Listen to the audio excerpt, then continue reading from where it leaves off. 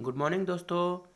आइए आज पहला प्रश्नावली 1.2 आज हम लोग हल करते हैं। इसके पहले हमने प्रश्नावली 1 पॉइंट हल कर लिया है। आज 1.2 हल करना स्टार्ट करते हैं। तो इस हल करने से पहले हम क्वेश्चन नंबर पहला पढ़ते हैं कि क्वेश्चन नंबर पहला क्या है कि निम्नलिखित संख्याओं का अभाज्य गुणनखंडों के गुणनफल के रूप में व्यक्त कीजिए।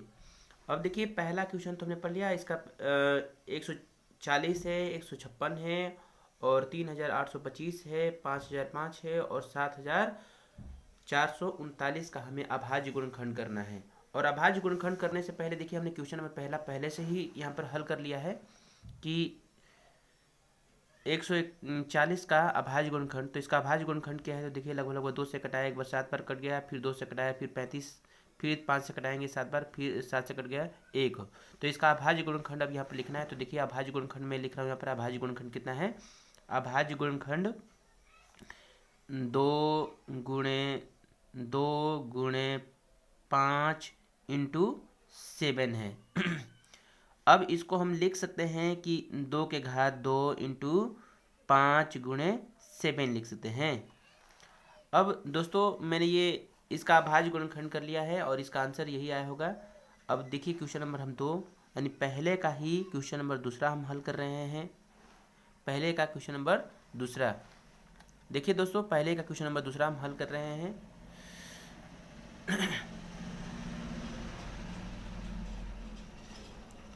चलिए, तो क्वेश्चन नंबर दूसरा कह रहा है क्या है? 156 यानी 156 का हमें अभाज्य फैक्टर करना है, अभाज्य गुणनखंड ज्ञात करना है। तो पहले हम 2 से कटाएंगे। तो 2 से कटाएंगे, 2 7 14, 1 बचेगा, फिर 2 8 16, फिर 2 से कटाएंगे यहाँ पर कि 2 3 6, यहाँ पर हो जाएगा 2 9 18। और फिर ये 3 से कटेगा, 3 से कटाएंगे, 3 का 3 और तितरी के 9, और फिर ये 13 से कटेगा तो ये 1 आ गया। तो अभाज्य गुणनखंड लिखते हैं। अभाज्य गुणनखंड बराबर हो जाएगा, देखिए दोस्तों अभाज्य गुणनखंड बराबर हो जाएगा कि 2 गुणे 3 गुणे इसको आप ऐसे भी लिख सकते हो कि 2 के घात 2 गुणे 3 गुणे 13। ये आपका आंसर। अब क्वेश्चन नंबर पहले का ही हम तीसरा हल कर रहे हैं यहाँ पर। पहले का तीसरा, और तीसरा क्या है जी? 3825। यहाँ पर मैं 3825 का फैक्टर कर रहा हूँ अभाज्य गुणनखंड। तो देखिए पहले हम ये 2 से तो कटेगा नहीं, पहले क्या 3 से कटेगा नहीं? 3 से। तो पहले अंकों काउंट करें, 5 2 7, 7 और 8, 7 14 15, 15 3 18, यानी 3 से कटेगा। 3 से कटने का नियम है कि जो संख्या के अंत में जिस संख्या के अंकों का योग 3 6 9 12 15 18 21 यानी 3 से विभाजित संख्या कोई भी आ जाए वो संख्या क्या होती है? 3 से पूरा पूरा विभाज्य होती है। तो अर्थात यह संख्या 3 से कटेगा, यानी 3 का 3, 3 दूनी 6, यहाँ पर 2 बचेगा तो 3 7 21, 1 बचेगा, 3 3 25 15।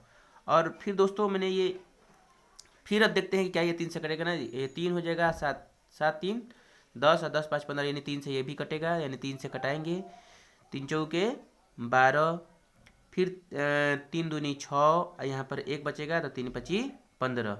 अब ये देखते हैं कि क्या ये संख्या 3 से विभाज्य होगी कि नहीं होगी। तो 3 से विभाज्य का रूल आप जानते हैं दोस्तों कि 3 से कौन कौन सी संख्या विभाज्य होती है। तो क्या देखिए, जिस संख्या के अंकों का योग 3 से विभाज्य होती है वो संख्या 3 से विभाज्य होती है। तो ये 5 और 2 7, 7 4 11, ये संख्या 3 से नहीं कटेगी। तो अब 5 से विभाज्य होने की संख्या का नियम क्या है? तो जिस संख्या के अंकों का योग जिस संख्या के लास्ट का अंक यानी केवल 5 हो, 0 हो, तो वो संख्या क्या होती है? 5 से विभाजित होती है। अतः यह संख्या 5 से कटेगी, तो 5 से कटाएंगे, 5 8 40, 8 बार में कट जाएगा ये 40,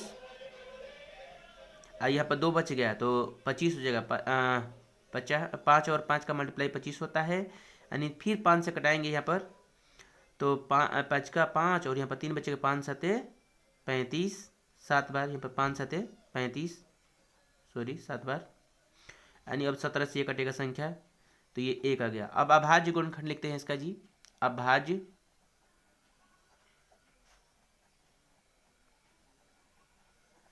अभाज्य गुणनखंड होता है इसका।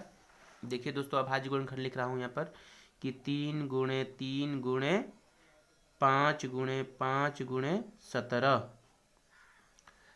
इसको आप ऐसे लिख सकते हो कि 3 के घात 2 गुणे 5 के घात 2 गुणे 17। अब ये आपका इसका आंसर हो गया है। हमने क्वेश्चन नंबर 2 का पहले का तीसरा कर लिया है और पहले का क्वेश्चन नंबर चौथा आप करते हैं। क्वेश्चन नंबर चौथा पहले का, तो चौथा है कितना, 5005। अब इसका हमें अभाज्य गुणनखंड क्या करना है। तो पहले देखिए, जिस संख्या के लास्ट में 5 होता है वो संख्या किससे कटेगी, 5 से कटेगी। अर्थात ये संख्या 5 से कटेगी। तो 5 5 का 5 0 0 5 का 5। और फिर अब ये किससे से कटेगी। तो देखिए हम अंकों का विभाजन का मतलब जो संख्या कैसे विभाज्य होती है इसके लिए एक मैं ट्रिक आपको सामने पेश करूंगा और उस वीडियो को आप जरूर से जरूर देखिएगा दोस्तों। तो ये संख्या 11 से कटेगी या इसके लिए एक रूल है कि कैसे हमें पता चलेगा कि ये संख्या 11 से ही कटेगी। तो थोड़ा सा मैं यहाँ पर बेसिक तरीका बता दे रहा हूँ कि थोड़ा सा एक ऐसी संख्या 11 से कटेगी। तो देख लीजिए दोस्तों, मैं यहाँ पर करके दिखा दे रहा हूँ कि 11 से कटने का नियम क्या है कि 1 0 0 1। तो देखिए यहाँ से पहली संख्या है, ये फिर इसकी दूसरी से एक संख्या छोड़ेंगे, फिर ये संख्या अगर नहीं है तो बस इसको जोड़ो। तो इसको जोड़ेंगे कितना हो जाएगा, 1 आ जाएगा। फिर ये वाली संख्या ये वाली संख्या को जोड़ो, इसमें से घटाते हैं तो इसका भी जोड़ना पे कितना आ गया, 1। आइए 1 में से घटाएंगे क्या होगा, 0।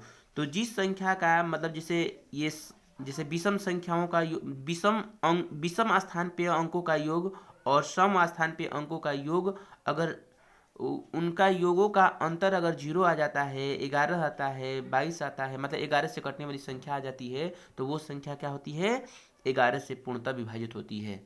अर्थात देखो इसका ये सम मतलब ये क्या विषम मतलब पहला और तीसरा स्थान, फिर ये दूसरा और चौथे स्थान का योग। देखो पहला और तीसरे स्थान का योग 1 है और दूसरा और चौथे स्थान का योग कितना है, 1 है। इन दोनों का अंतर अगर 0 आ जाता है, देखिए 0 आ जाए, 11 आ जाए, 22 आ जाए या 33 आ जाए, तो वो संख्या किससे कटती है, वो 11 से कटती है। अर्थात ये देखो ये 11 से कटेगी क्योंकि 0 आया है यहाँ पर।